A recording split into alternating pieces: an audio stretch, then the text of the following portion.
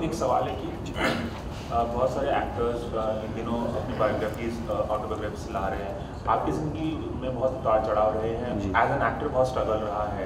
हालांकि आपने ज़्यादा पढ़ाई नहीं किया और उस दौरान के बारे में आपने काफ़ी बात की है जी। तो कभी ऐसा होगा कि आप अपनी मेमोरी लिखें ऐसा कुछ? हाँ, मुझे कई लोगों ने कहा भी है लिखने के लिए, और कभी कभी मुझे लगता है हाँ कि लिखना चाहिए, लेकिन मुझे फिर थोड़ा घबराहट होती है, क्योंकि मैं जब लिखूंगा और जो मैं बोलूँगा वो मैं सब सच सच बोल देता हूँ लोगों को वो पसंद नहीं आता, तो फिर मैं सोचता हूँ कि यार रहने दो यार।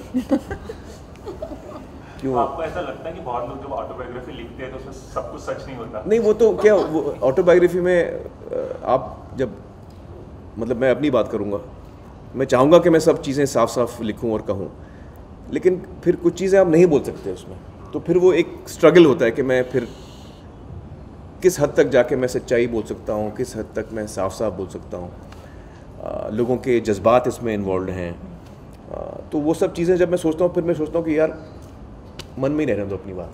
Do you think we are equipped to make biopics, the way they should be, without whitewashing or without leaving out maybe portions which are important? What you have to realize about biographies is that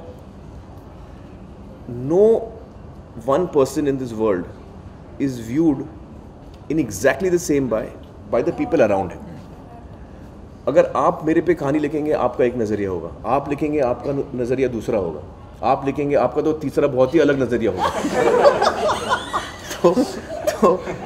so you have to give the person who's writing it and making it, you have to give him that much respect and regard कि यार ये मेरा नज़रिया है, आप उससे agree करो नहीं करो वो अलग बात है, but I see you in this manner and that is how I can tell the story about you, about any character.